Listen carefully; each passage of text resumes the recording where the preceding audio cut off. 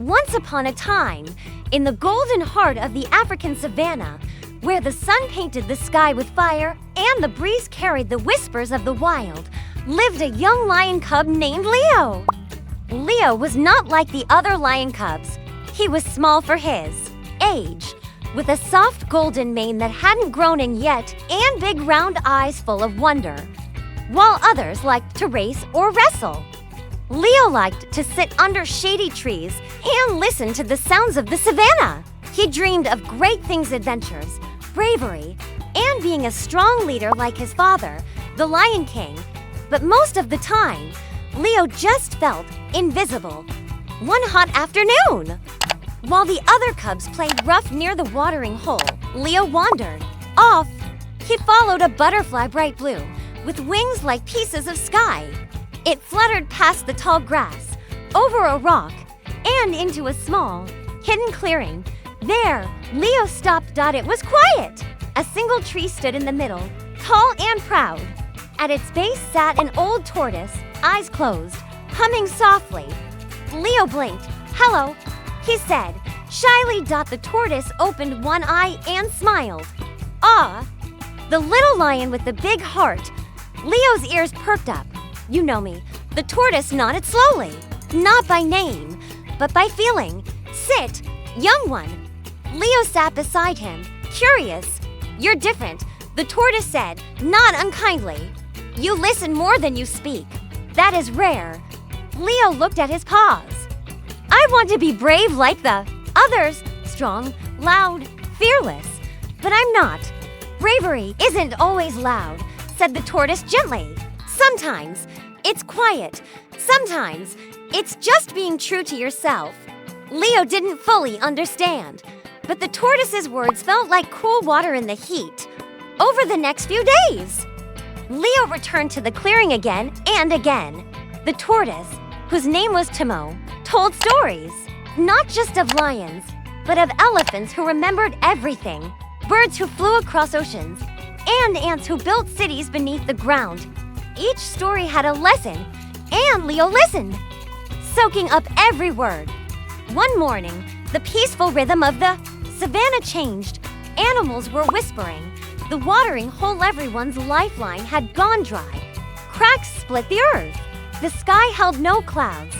"Something is wrong," the zebra said. The river had stopped. The Lion King, Leo's father, called a meeting.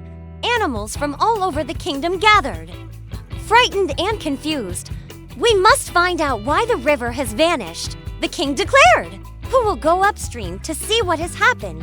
The other lions looked at each other. The journey would be hard, dangerous. No one volunteered. Leo stepped forward. Gasps rippled through the crowd.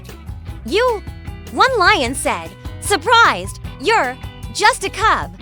Leo's knees shook, but his voice was steady. "I'll go. Someone has to."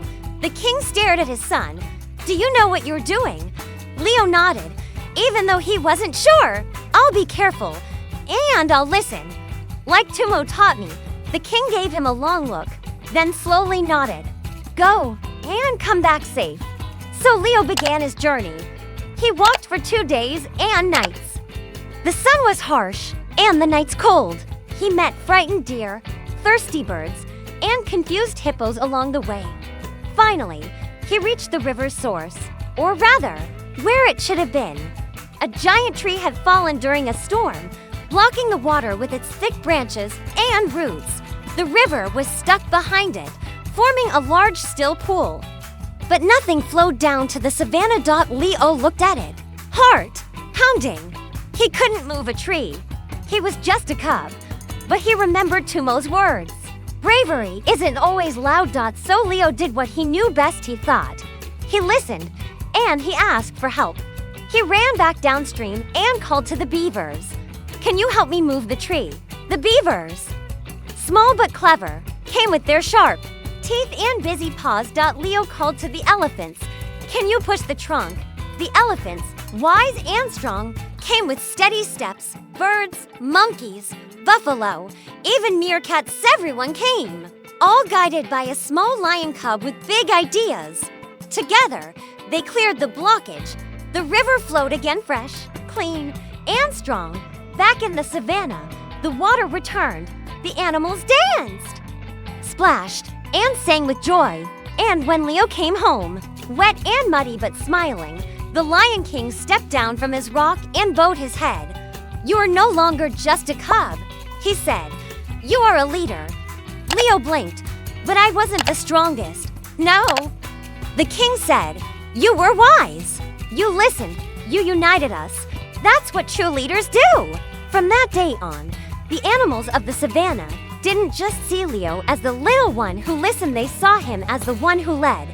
And somewhere under the shade of a quiet tree, an old tortoise smiled. Moral of the story: true leadership doesn't come from strength alone, it comes from courage, kindness, and the ability to listen.